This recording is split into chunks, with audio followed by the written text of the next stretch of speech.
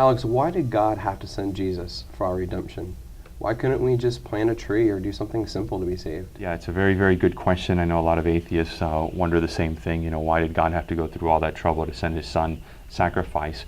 I'm going to make the question a little harder for me, though. I want to answer first, why the universe? Why did God, who's not dependent on anything, why did he make this universe? He doesn't need the universe. And then why did he make man, knowing man was going to sin? He knew in advance man was going to sin and he would have to send Jesus. So why the universe? Why Jesus? And why did God even have to make man? And here's the answer to the universe question. It's that God made the universe and everything in it for his glory. What does that mean?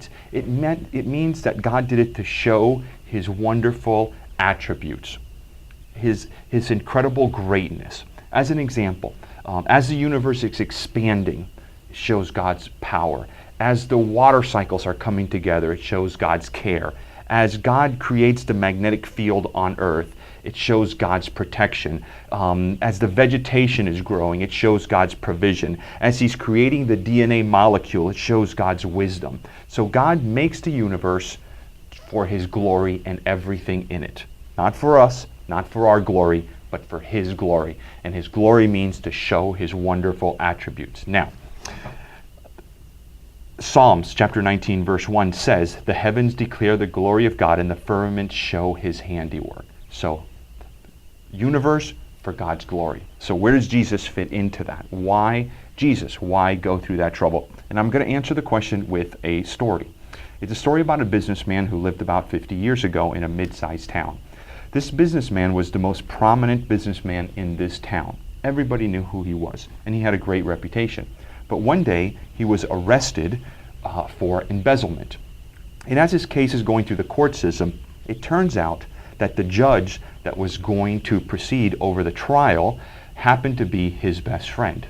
Not only his best friend, but his childhood friends. They went to elementary school together, high school, college. They grew up together. They were intimate friends. And he was now going to be the judge over his best friend's trial. So naturally, as the trial is going through the system and the proceedings are taking place, everybody in the city comes out and everybody wants to know what's going on and how this judge is going to rule in his best friend's case. Is he going to be a kind judge and let him off, a loving one and let him go free, or is he going to be strict and one that really depends on justice and put him in jail or fine him heavily? So finally the day came when the judge was going to rule on his best friend's case. Media comes out, everybody comes out to see how this judge is going to rule. And it turns out when he hands down the verdict, he finds his best friend guilty. But not only does he find his best friend guilty, but he gives him the maximum penalty. Either pay $1 million or spend 5 years in jail. Everybody's shocked because he didn't even have to give him the maximum penalty.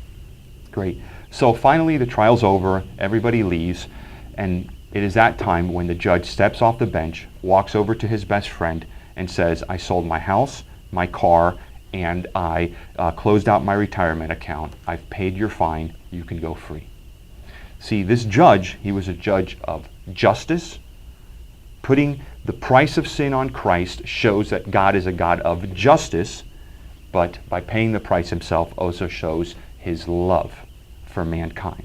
And Christianity is the only religion that can address properly the issue of sinful mankind. And everybody has to deal with it in every religion. Some deal with it poorly, most if not all, but Christianity deals with it properly. God is a God of justice.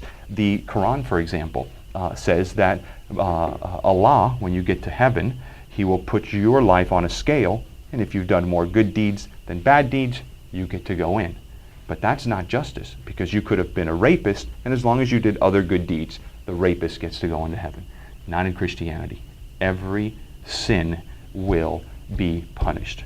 And in this particular case, God took that punishment upon himself. Let me read one scripture and then we'll close out.